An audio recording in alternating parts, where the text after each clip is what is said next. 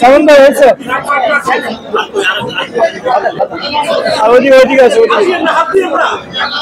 আপনি ওদিক চলে যান একটু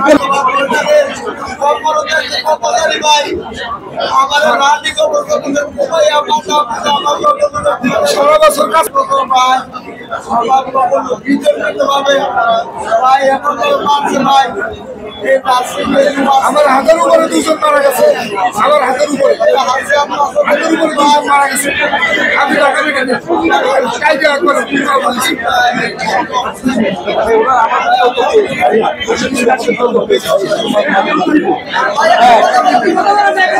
ইয়া করে নিয়েছে আমার এখানে আমি আমি আমি ইয়া ওই গতকালই রাত্রে আসছিলাম ইয়া রাত্রে 3টাতে আমাদের ইয়া 12টাতে পাহারা দাঁড়া লাগাইছে যে নরসন্দিতে নরসন্দি শিবপুরে পরে ওইখানে আমাদের একটা কথা প্লিজ আমরা মাঠের ভিতরে ছিলাম এইগুলো দিয়ে ওরা দেখ মাত্র ভাইয়া ওরা আমাদের কাগজে প্রচার হয়ে গেছে ঠিক আছে ইসলামিয়া কমিটি মারওয়ানি মন্ত্রী তাহলে শুনে ও জামাতের লোক কতভাবে কাম করতে এই বিশ্বের তোমার সাথে কাম আমরা করতেছি এর মধ্যে তাদের কথা কাজ তারা ঢুকার কোনো বুঝতে তুলেছে আমি একটু পিছে গেছি পরে গলার নিচে লাগছে আর আমার হাতে কূপ দিছে হাতের মধ্যে কূপ দিছে আমার লোহার রড দিয়া পিটাইছে এরপরে হকি স্টিক দিয়া দিয়া পিটাইছে সাদিয়ানিরা এটা কারা করছে সাদিয়ানি গ্রুপ ওয়াসিফুল ইসলাম গং হ্যাঁ বাংলাদেশের মুয়াজ বিন নূর এরপরে ওসামা তারা করছে হইলো আপনার তারা আলেম দেখতে পারেন আলেম বিদ্বেষী তারা হইলো এই দিনে সারার দালাল আলেম শেষ করে লাইতে চায় ইসলামের মূল ভিত্তি হইলো কোরআন আর কোরআন সবচেয়ে ভালো বোঝে আলেম ওলামারা আর কোরআন দিয়ে তাবলীগ চলবো কোরআন বুঝে সবচেয়ে আলেমরা সেই আলেমগুলোকে আমরা আছি এই আলেম শেষ করার জামাত আলেম শেষ করার গ্রুপ এটা হলো সাদিয়ানি গ্রুপ এরা নবীর ওয়ারিস আলেম দুনিয়ার থেকে বিদায় হয় সব আলেম অনেক অনেক আলেম রে মাদ্রাসার ছাত্র গো আমাদের তিনচিলা তাবলীগের সাথী গো মাইরা মেয়েরা এরকম কি জবাই করে নদীতে ভাসায় দিস আমরা নিচ্চকে দেখছি তুরাগ নদীতে ভাসায় দিস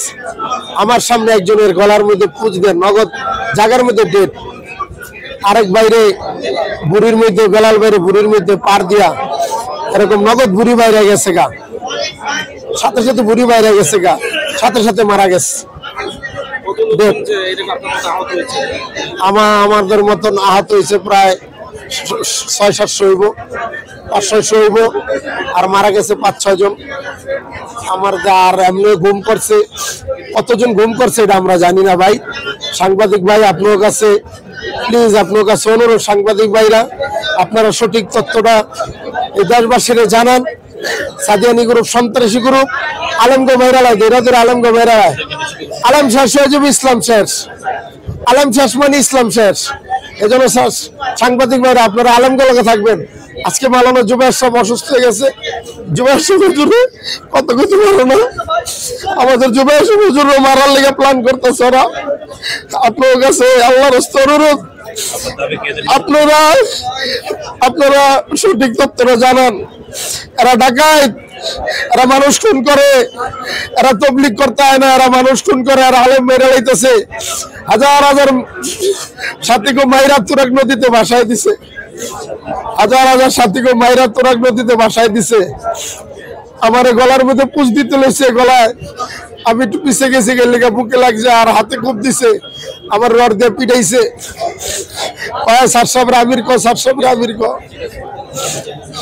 পরিচর্যার জন্য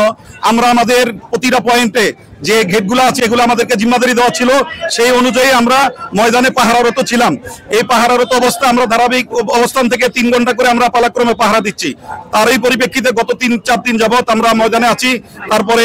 আমরা গতকালকে যখন পাহারার নির্ধারিত টাইম দেওয়া হয়েছে 6টা থেকে 9টা, 9টা থেকে 12টা, এভাবে 3 ঘন্টা করে আমরা পাহারা পালাক্রম দিয়ে আসছি। তো আমাদের সাথী ভাইয়েরা যারা পাহারা দিয়ে 12টা থেকে 3টা পর্যন্ত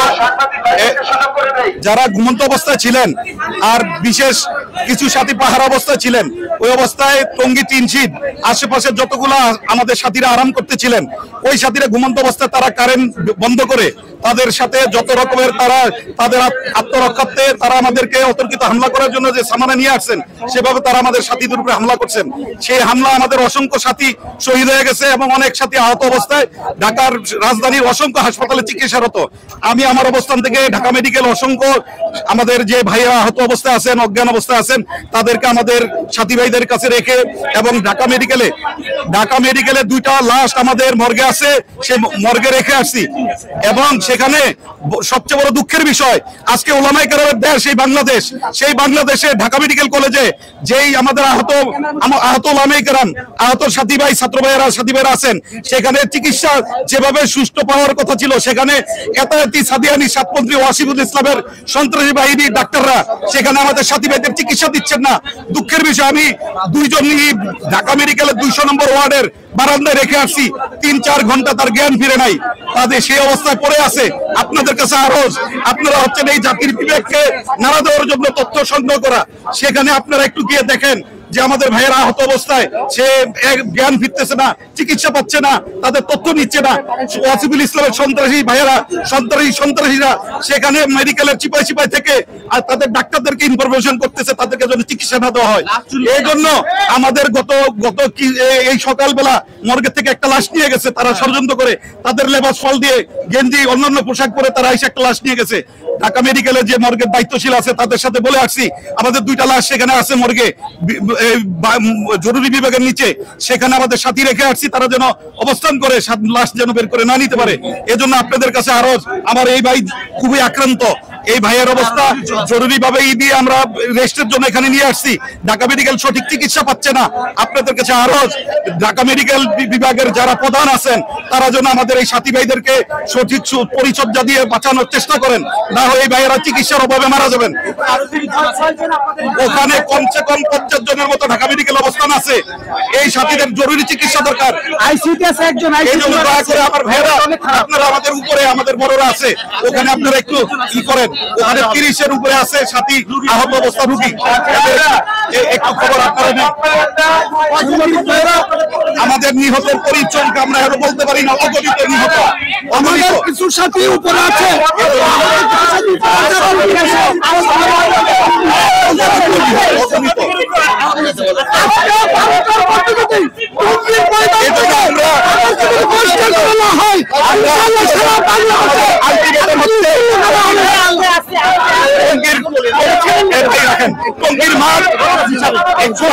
টঙ্গীর মাঠ হচ্ছে ওলামায়ে কেরামের, সারা বছর ওলামায়ে কেরাম টঙ্গীর মাঠ করে ওদেরকে শুধু এক পর্বের জন্য 3 দিনের জন্য মাঠ দেওয়া হয়। এই 3 দিন ব্যতীত তারা মাঠ পাবে না, এটাই সরকারের সিদ্ধান্ত। কিন্তু সরকারের সিদ্ধান্তকে তারা তোয়াক্কা করে, সরকারের সিদ্ধান্তকে তারা আগ্রহ বিদ্যাগুল দেখিয়ে মাঠে গিয়ে আমাদের সাথীদেরকে হতাহত করছে।